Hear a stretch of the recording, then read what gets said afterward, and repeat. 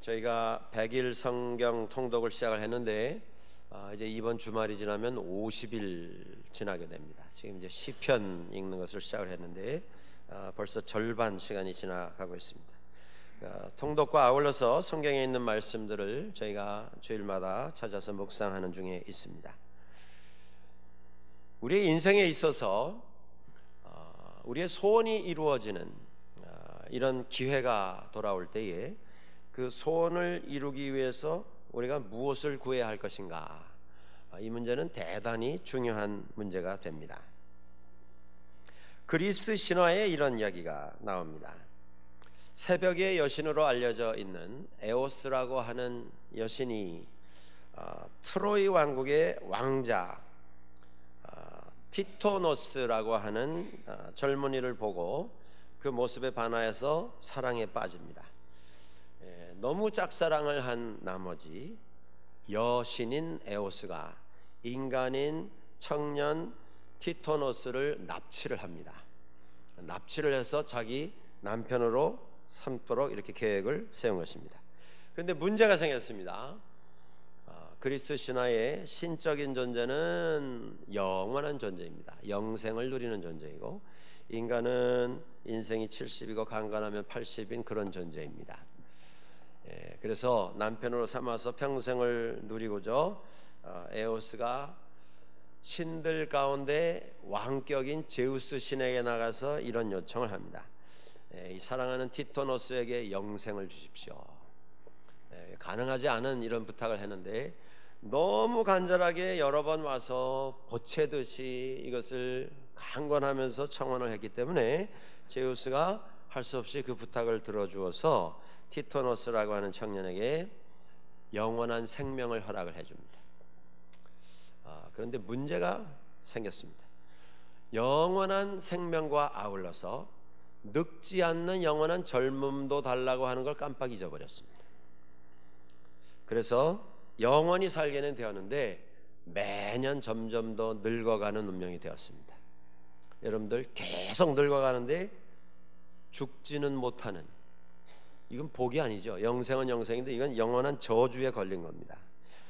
그래서 늙고 또 늙고 또 늙고 나중에 쪼글쪼글해져서 결국 티토노스라고 하는 이 영생을 허락받은 청년은 메뚜기가 되어버리는 그런 이야기가 그리스 신화에 나옵니다. 인간이 창조해낸 인간의 손에 의해서 만들어진 신들이 저지르는 코미디와 같은 이런 사건입니다. 또 이 이야기 속에서 우리들은 인간이 원하는 걸 소원을 하는데 그 소원이라고 하는 것이 얼마나 앞뒤 분간 못하고 원하는 일순간적인 것인가 라고 하는 것을 우리에게 교훈하는 이런 내용을 찾아볼 수가 있습니다. 솔로몬이 임금이 되었습니다. 다윗에 이어서 솔로몬이 임금이 되었을 때에 이스라엘은 대단한 강국이 되어 있었습니다. 그 지역에 다른 나라들, 여러 나라들이 함께 경쟁을 하는 이런 상태에서 다윗 시대에 기초가 든든해졌던 이스라엘이 솔로몬 시대에 와서는 이제 그 부의 어떤 열매를 거두는 호황을 누리게 되었습니다. 기록에 의하면 이집트에서 이스라엘에 예물을 보냈습니다. 주변에 있던 다른 나라들이 다 찾아오고 명절 때마다 인사오고 선물 보내고 그 앞에 와서 고개를 숙이고 도움을 청하는 이런 위치에 올라가게 되었습니다. 솔로몬 때에 와서 비로소 이스라엘은 땅덩어리가 가장 큰 나라가 되었고 강력한 군사력을 가지게 되었고 외교적인 힘을 소유하게 되었고 또한 그 모든 것을 지탱해 나갈 수 있는 엄청난 부를 축적하게 되었습니다. 그런데 그때에 솔로몬이 임금이 되었습니다. 그 임금이 되었을 때에 하나님께서 솔로몬에게 오셔서 물으셨습니다. 이제 왕이 된 솔로몬, 내가 내게 무엇을 주기를 원하느냐? 오늘 하나님께서 이런 질문을 우리에게 하신다면, 여러분에게 하신다면 여러분들은 저는 이게 필요합니다, 무엇이라고 대답을 하실 수가 있겠습니까? 솔로몬은 하나님 마음을 기쁘시게 해 드리는 이런 소원을 하나님께 말씀을 드렸습니다. 그 일이 있기 이전에 솔로몬이 기브온이라고 하는 곳에 올라가서 일천 번제를 드립니다. 이것을 우리 한인교회에서, 한국교회에서 많은 경우에 그가 천일이라고 하는 이런 기간 동안 하나님 앞에서 매일 제물을 올려드리며 예배를 드렸다, 이렇게 해석을 합니다만은, 원문을 우리가 찾아서 더 자세히 읽어보면 이것이 천일 동안 예배를 드렸다라고 하는 그런 뜻보다는 천 마리의 제물을 하나님 앞에 드렸다, 이런 뜻으로 해석을 해 볼 수가 있습니다. 천이라고 하는 것에 숫자의 의미가 있습니다. 사람이 흔히 생각할 수 없는 그런 숫자입니다.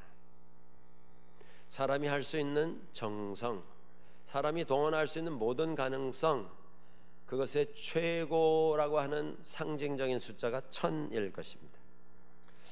여기서 솔로몬이 일천 번제를 드렸다 하는 것의 의미는 하나님 앞에 예배하는 정성, 그가 동원할 수 있는 최고의 정성을 기울여서 하나님 앞에 예배를 드렸다, 그런 의미로 우리가 해석하면 무리가 없을 것입니다. 어떤 때에는 우리 한인교회에서, 제 주변에도 그런 분들 제가 많이 만나 배웠습니다만은, 천일이라고 하는 숫자를 상징을 두고 먼저 결정을 한 다음에 천일 동안 1000번에 걸쳐서 예물을 드리는 이런 분들 제가 많이 봤습니다. 또 천일 나는 하루도 빠지지 않고 하나님 앞에서 새벽 제단을 쌓겠다, 그래서 주일날부터 그 다음 주 돌아오는 주일날 아침까지 한 번도 빠지지 않고 무슨 일이 있어도 천일 동안 약속을 지키면서 새벽에 하나님 앞에 새벽 제단을 쌓는 분들도 본 적이 있습니다. 의미가 있는 일입니다. 문제는 뭐냐면 그것이 1000일이든 100일이든 정성이 문제입니다. 1000이라고 하는 숫자가 채워지는 게 중요한 게 아니라 정말 하나님만 의지하고 하나님만 믿고 하나님께만 모든 걸 다 맡기고 순종하겠습니다라고 하는 그 정성, 그것이 중요한 것입니다. 그렇지 않고 숫자에 치우치게 되면 이런 일들이 생기게 됩니다. 이것을 진행을 하다가 예를 들어서 1000번 내가 예물, 봉헌하는 예물을 준비해서 드리겠다. 그런데 한참 진행을 하다가 가만히 있자, 오늘이 897번째인가 8번째인가, 네? 이런 고민에 빠지게 되는 때가 있습니다. 그리고 1000번이라고 하는 숫자가 맞춰지게 될 때 마치 세상의 모든 일을 다 이룬 듯한 이런 착각에 빠지게 되는 때도 있습니다. 1000번이든 2000번이든 숫자가 중요한 게 아니고 거기 쏟아 부어진 우리의 마음의 정성과 주님을 향한 사랑의 모습, 그것이 중요한 것입니다. 솔로몬이 그 일을 했습니다. 그런데 그 일을 하면서 그의 그 행동이, 그의 마음이 하나님의 마음에 흡족한 이런 마음이 되었습니다. 우리 사무엘상 15장 22절에 이런 말씀이 나옵니다. 순종이 제사보다 낫고 듣는 것이 수 양의 기름보다 나으니라. 말씀을 듣고 그 말씀에 순종하는 그 마음을 하나님께서 보시고 그를 칭찬하신 것입니다. 그 일천 번제가 끝나자 하나님께서 솔로몬을 찾아오셨습니다. 그건 우연이 아니었던 것입니다. 그리고 물으셨습니다. 내가 네게 무엇을 줄꼬? 솔로몬은 어린 나이에 임금이 된 사람입니다. 그리고 이스라엘의 역사 가운데 가장 크고 부유한 왕국이 된 이스라엘을 다스리는 자리에 올라갔습니다. 그에게 필요한 것이 너무 많았습니다. 이 나라를 잘 끌고 나갈 수 있는 강력한 외교적인 실력, 나라를 외국으로부터 계속 지켜낼 수 있는 강력한 군사력, 자기에게 충성할 수 있는 좋은 신하들, 자기를 보좌할 수 있는 좋은 부하들, 그리고 그 모든 것을 잘 운영해 갈 수 있는 막강한 경제력, 큰 땅덩어리를 잘 통치할 수 있는 지방 관리들, 뭐 필요한 것이 너무 많았습니다. 그런데 솔로몬은 하나님 앞에서 이제 한 번 지나면 다시 일생에 두 번 돌아오지 않을 이 기회 속에서 우리가 생각하기에는 좀 엉뚱한 이런 대답을 하는 것을 볼 수가 있습니다. 여러분이 지금 솔로몬의 자리에 올라가셨다면 여러분은 하나님 앞에서 무엇을 청구하시겠습니까? 무엇이 필요하다 이렇게 고백을 하시겠습니까? 그런데 솔로몬은 하나님, 제가 이게 필요합니다. 이게 있어야 되겠습니다. 이건 꼭 필요합니다. 이게 먼저 필요합니다. 이렇게 늘어놓은 것이 아닙니다. 오늘 본문에 솔로몬은 하나님 앞에서 6절부터 고백을 합니다. 하나님, 저는 제가 왕이 된 것이 제 실력이 아니라 하나님의 은혜입니다. 이렇게 고백을 합니다. 하나님, 이거 주십시오. 이게 필요합니다가 아니고 하나님, 저는 하나님의 은혜로 여기에 있습니다. 이렇게 고백을 한 것입니다. 여러분, 하나님의 은혜라고 하는 복음 찬송을 아실 것입니다. 나를 지으신 이가 하나님, 나를 부르신 이가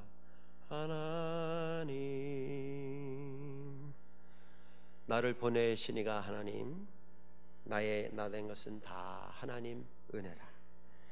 나의 달려갈 길 다 가도록, 나의 마지막 호흡 다 하도록 나로 그 십자가 품게 하시니 나의 나 된 것은 다 하나님 은혜라. 하나님 앞에서 하나님께서 내게 무엇을 줄고 필요한 걸 청구해라.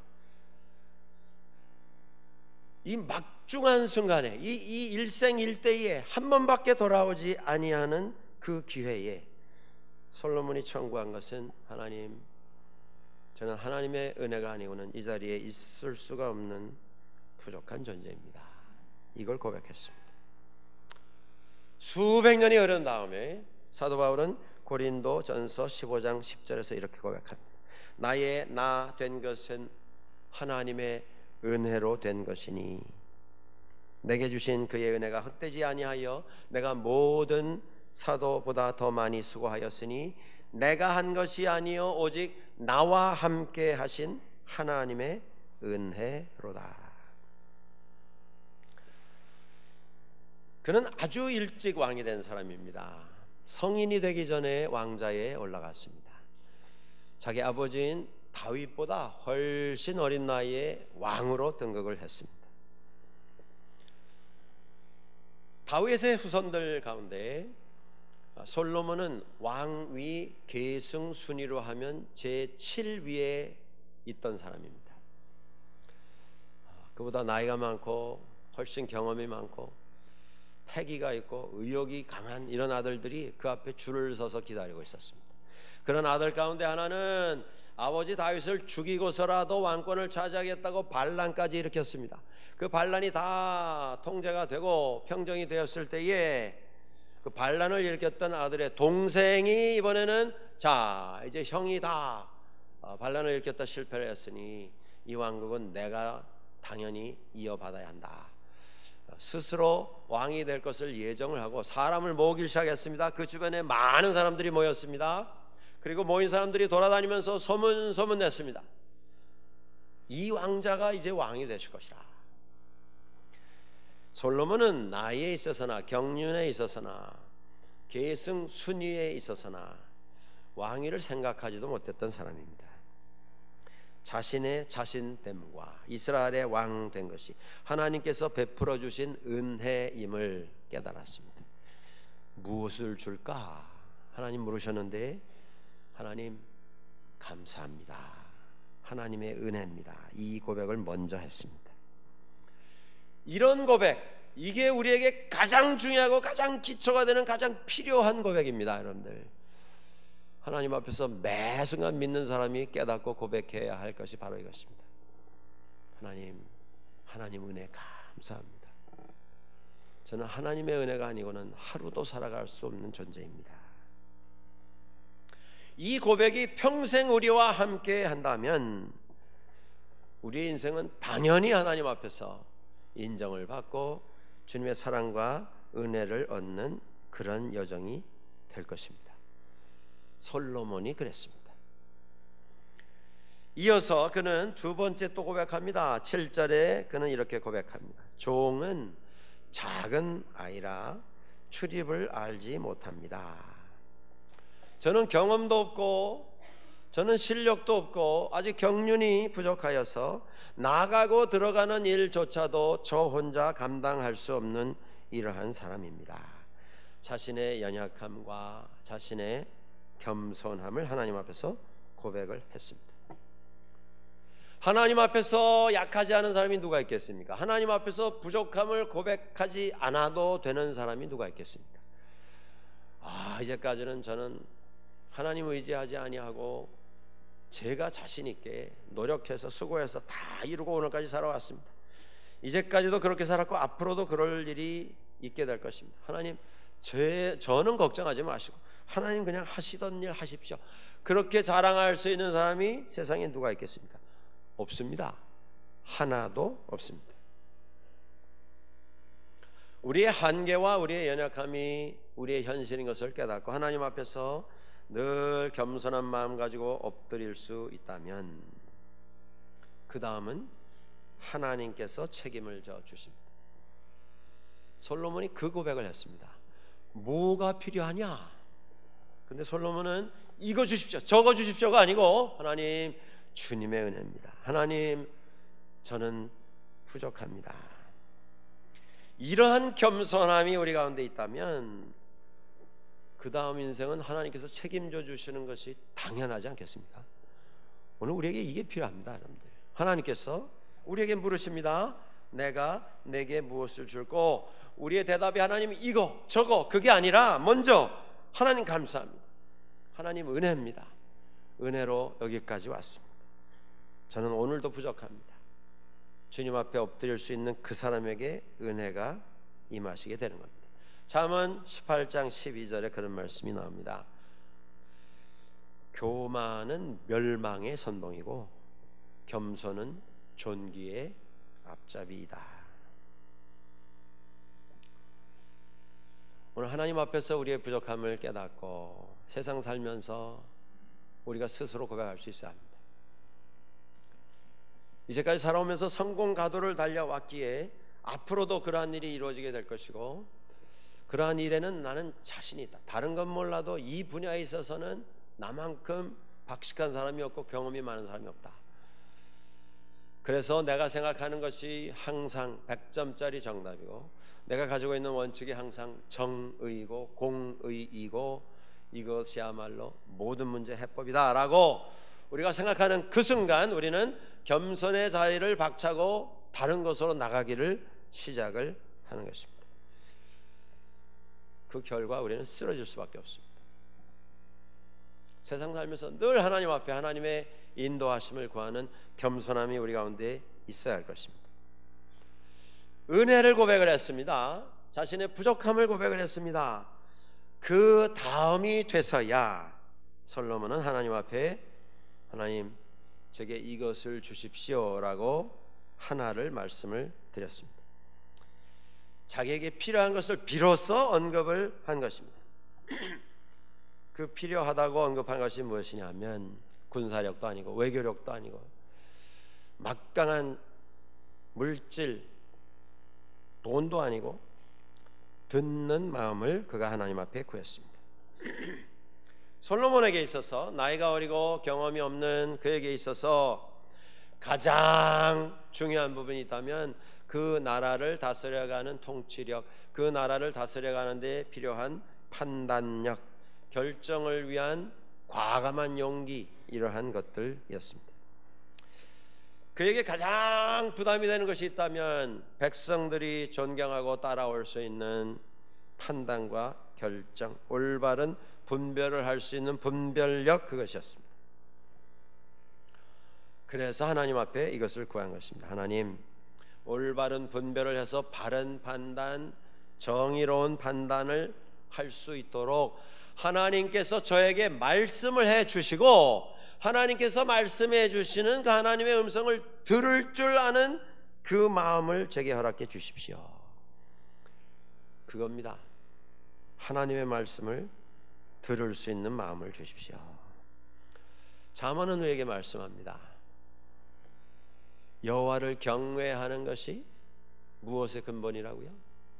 지혜의 근본이라, 지식의 근본이라.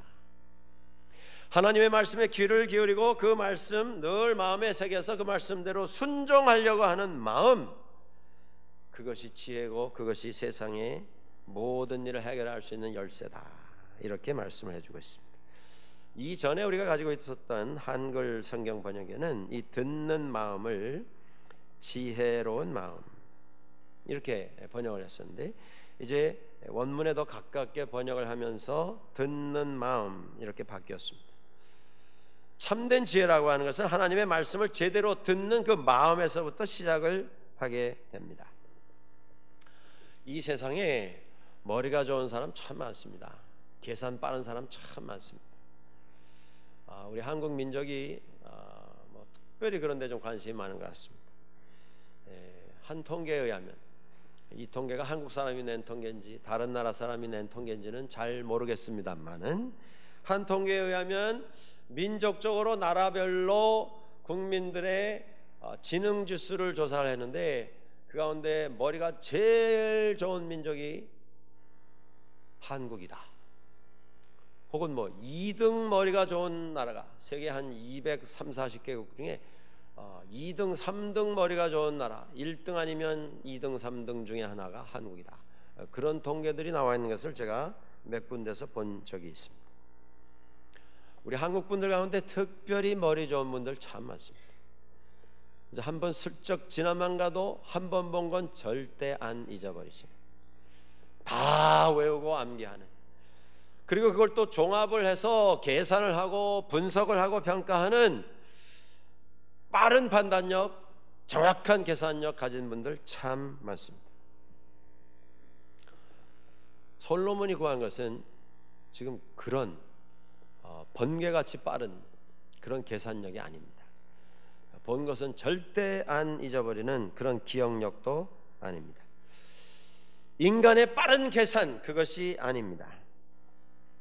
진리이신 하나님의 말씀에 귀를 기울일 줄 아는 듣는 마음을 주십시오. 머리가 아니라 마음을 주십시오. 이렇게 구한 것입니다. 이것이 인간 승리의, 인생 승리의 열쇠입니다. 다시 말씀드려서 솔로몬이 구한 것은 IQ가 아닌 것입니다. 지능지수가 아닌 것입니다. 현대 한국 사회에서 많이 관심이 되는 이 IQ라고 하는 지능지수에 더불어서 또 언급되는 게 있습니다. EQ. 이것은 감정지수입니다. 감성지수. 사람이 계산만 잘해가지고 그 계산하는 것 가지고 세상을 천국으로 만들 수 없습니다. 사람은 감정의 존재이기에 감정적으로 균형이 잡혀야 합니다. 감정적으로 좀 푸근함이 있어야 합니다. 계산이 아무리 빨라도 무섭기만 한 계산만 쏟아내는 이런 인물을 통해서는 세상이 천국이 되지 않습니다. 사람을 좀 사람으로 대할 줄 알고 사람을 좀 사람으로 품어줄 줄 아는 감성이 있을 때에 비로소 인간으로서의 역할을 할 수가 있습니다. 그래서 IQ와 더불어 EQ라고 하는 것이 사람들에게 관심이 되고 있는데, 이 EQ와 더불어서 빠져서는 안 되는 또 하나의 지수가 있습니다. 그게 뭐냐면 영적인 지수. 사람에게 있어서 인간이 하나님으로부터 지음을 받은 영적인 존재라고 하는 것을 깨닫고 하나님 앞에 늘 열린 마음을 가지고 엎드리며 주님의 말씀에 귀를 기울이고자 하는 영적인 준비가 되어 있는가? 오늘 하나님께서 우리에게 물으신다면 우리가 무엇을 구해야 하겠는가라고 하는 것입니다. 그는 세상의 어떤 방법, 도구, 세상에서 필요로 하는 어떤 수단을 구한 것이 아닙니다. 하나님 앞에 엎드려서 하나님께 구했습니다. 하나님, 듣는 마음을 주셔서 이 듣는 마음을 가지고 왕으로서 모든 일을 공평하게 정의롭게 잘 판단하고 결정할 수 있도록 하나님 지켜 주십시오. 왕으로서 모든 일을 재판을 해야 하는 책임을 그는 가지고 있었습니다. 재판관에게 있어서 제일 중요한 기준이 있다면 그것은 공평성일 것입니다. 어느 한쪽에 기울어지지 않고 중간에 서서 양쪽의 입장을 다 듣고 공평하게 결정하는 것, 공정하게 결정하는 것. 이것이 어떤 감정에 이끌리는 것 아니라 정의에 입각한 이런 판단을 하는 것. 공평, 공정. 세계에 있는 모든 사법기관을 찾아가 보면 거기 사법기관의 정신을 표현하는 상징이 하나씩 서 있습니다. 여러분들도 보신 적이 있으실 것입니다. 눈을 가린 한 여성이 서 있고 그 손에 저울이 붙잡혀 있습니다. 눈을 가리고 재판을 하는 것입니다. 어느 저울이 어느 쪽에 기울었는가, 어느 쪽이 나와 관계가 된 쪽이고 내가 좀 더 선호하는 쪽인가, 이거를 다 미연에 방지를 하는 것입니다. 그래서 공평하게, 그래서 공정하게 판단을 할 수 있도록 하자. 우리는 그렇게 공평과 공정을 추구한다, 그런 뜻이겠습니다. 그래서 그 나라의 그 사법제도에 종사하는 사람들을 그 시대의 양심이라 이야기합니다. 그 시대의 기준이라 이렇게 이야기를 합니다. 사법제도에서 어떤 다스리는 판단하는 책임을 맡은 분들을 그래서 어느 나라에서나 가장 최정예의 소수를 뽑아서 또 점검하고 또 시험 보고 또 뽑고 거기서 가장 끝까지 공평과 공정에 있어서 확인이 된 사람들, 그런 사람들에게 재판권을 맡기는 것을 볼 수가 있습니다. 그런데 세상이라고 하는 것이 그것이 다 소원이고 그걸 추구합니다마는 현실은 또 그렇지만은 못합니다. 몇 년 전에 한국에서 종부세라고 하는 말을 들어보셨는지 모르겠습니다. 종합부동산세.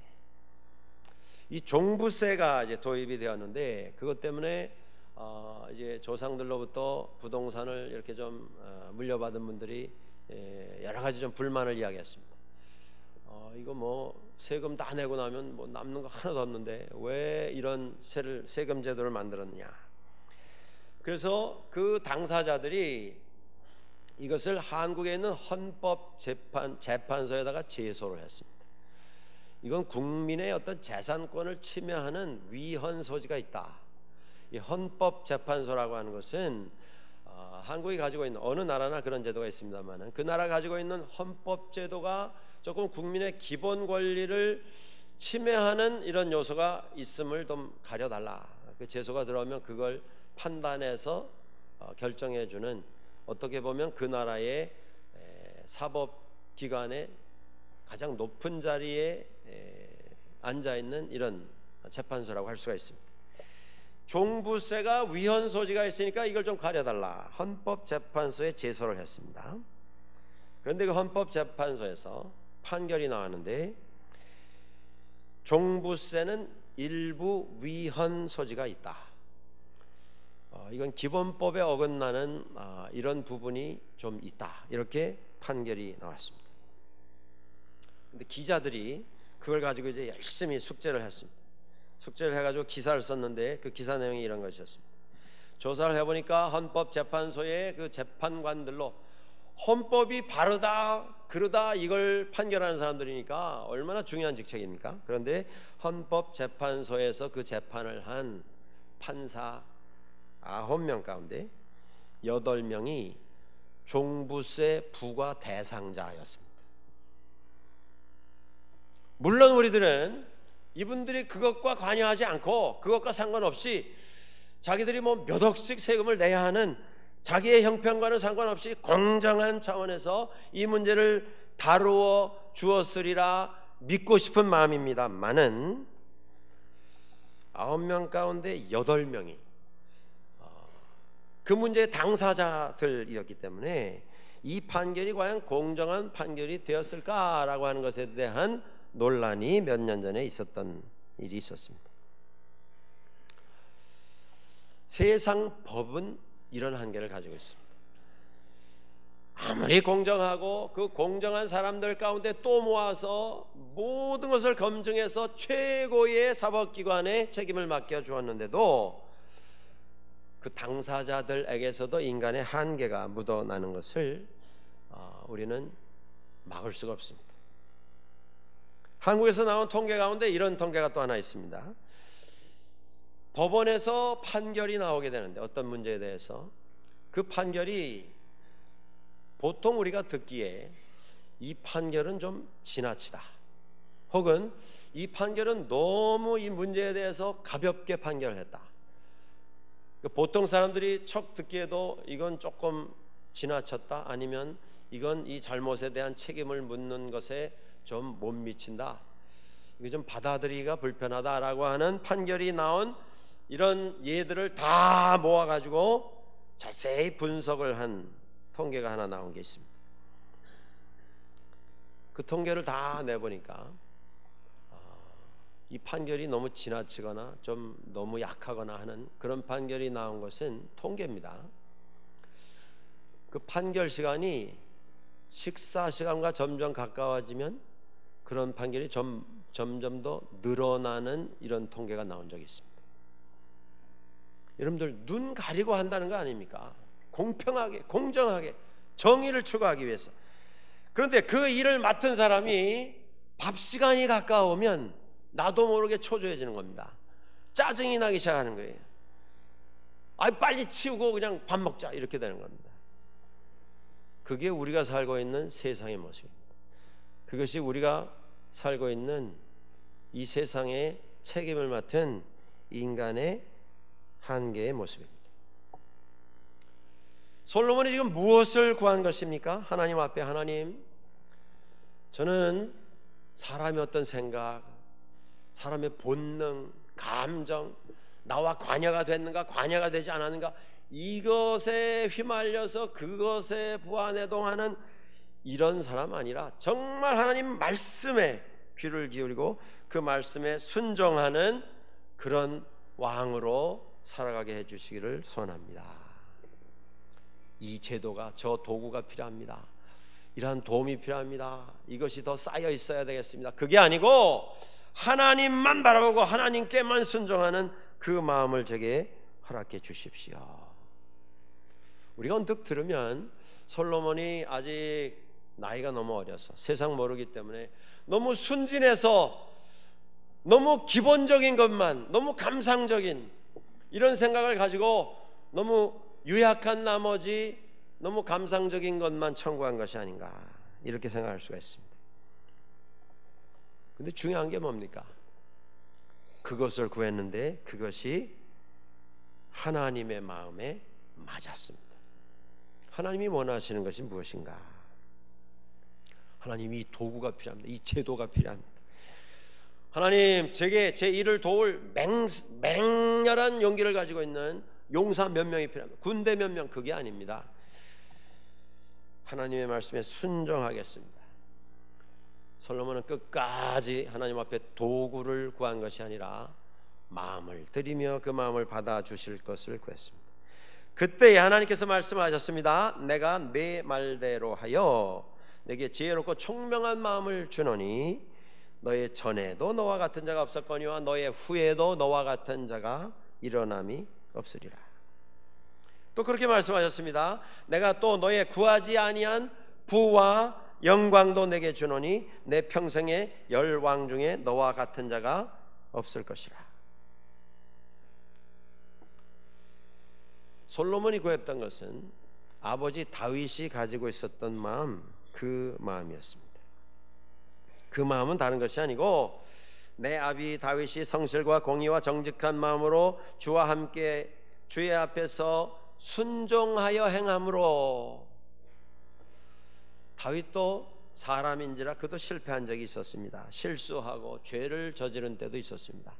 그러나 다시 하나님 은혜를 구하며 회개하며 통곡하며 다시 회복받고 끝까지 주와 함께 동행하는 그러한 삶을 살았습니다. 물건이 아니고 도구가 아니고 주와 함께 동행하는 마음, 그 마음을 주십시오. 하나님의 마음과 일치하는 그런 사람으로 살게 해주십시오. 이렇게 물으셨습니다.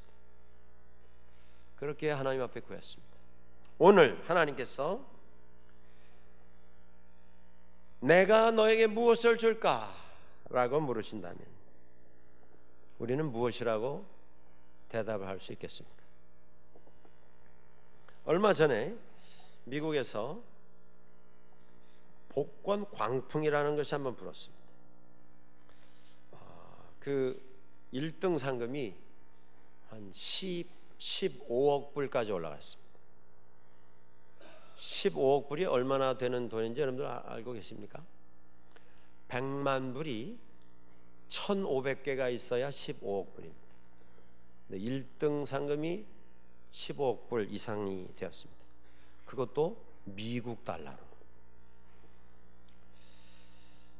미국 지금 대통령전이 이제 선거전이 시작이 되었는데 유력한 미 대통령 후보자 가운데 한 사람도 인터뷰에 나와서 그런 말했습니다. 그 복권 나도 한 장 샀다. 뭐 그 돈이 얼마인지도 모르는 돈인데 그거 관심 없다면 그것도 또 좀 이상한 건 아니겠습니까? 지금부터 한 13년 전에 두 번째 많은 상금을 타간 사람이 하나 있었습니다. 2003년도에 앤드류 위테거라고 하는 사람이 그 당시로 3억 8천만 불, 100만 불이 380개 있는 그런 상금을 탔습니다. 그래서 유명해졌습니다. 그 상금을 타던 그 시기에 그는 이미 백만장자로 살고 있었던 사람입니다. 자기 종업원이 한 100여 명 되는 회사의 사장이었고 그 사업을 잘 운영을 해서 아주 부유하게 잘 살던 사람입니다. 근데 그 상금 타고서 한 10여 년 지났을 때에 이런 소식이 들렸습니다. 그의 회사가 도산을 했습니다. 자식들 가운데 손녀 아이 하나가 집에서 마약 과형으로 사망을 했습니다. 100만 불이 380개 있는 이런 재산을 얻었는데 그게 다 없어졌습니다. 완전히 파산했습니다. 가정이 깨졌습니다. 술, 마약 그리고 도박 중독 치료를 받고 있었습니다. 오늘 우리가 무엇이 필요한가? 나에게 이것만 있으면 나는 세상 아무 걱정이 없겠습니다. 우리는 도구를 찾습니다. 오늘도 내가 내게 무엇을 줄꼬? 하나님 물으실 때 하나님 저는 이것만 있으면 소원이 없겠습니다. 이것만 해결되면 제 삶은 완전히 행복입니다. 솔로몬이 무엇을 구했는가? 우리가 기억해야 합니다. 하나님 앞에 오늘 우리에게 그렇게 물으시는 하나님께 우리가 대답할 때에 나라고 하는 걸 좀 빼고 우리가 하나님 앞에 엎드릴 수 있어야 합니다. 어떻게 하든지 하나님의 나라와 하나님의 뜻을 위한 것을 구할 수 있어야 합니다. 하나님의 백성과 하나님의 교회를 위한 것이 될 수 있어야 합니다. 하나님께 속한 모든 사람들과 모든 것의 평화와 발전을 위한 그런 소원을 하나님 앞에 우리가 올려드릴 수 있어야 할 것입니다. 그 솔로몬의 고백이 수백 년 후에 예수 그리스도의 입술에서 선포된 말씀과 같은 고백이었던 것을 우리는 발견하게 됩니다. 마태복음 6장 33절에 이런 말씀이 나옵니다. 너희는 먼저 그의 나라와 그의 의를 구하라. 그리하면 이 모든 것을 너희에게 더하시리라. 바로 이것입니다. 주님의 나라와 주님의 뜻을 구하는 것. 여러분들 하나님께서 매일 우리에게 물으십니다. 내가 너에게 무엇을 줄꼬? 주님의 나라를 구하십시오. 주님의 뜻을 구하십시오. 그리고 주님 앞에 쓰임을 받을 수 있는 순종을 구하십시오. 섬기는 마음을 구하십시오. 그때 하나님께서 우리 한 사람 한 사람을 주님의 사람으로 삼아 주시고 우리 삶 속에 필요한 그 이외의 모든 것까지도 함께 허락해 주실 것입니다. 이러한 기도와 이러한 소원 하나님 앞에 고백하며 주님의 은혜 가운데 들어가는 우리 모두가 될 수 있기를 주의 이름으로 간절히 축원합니다.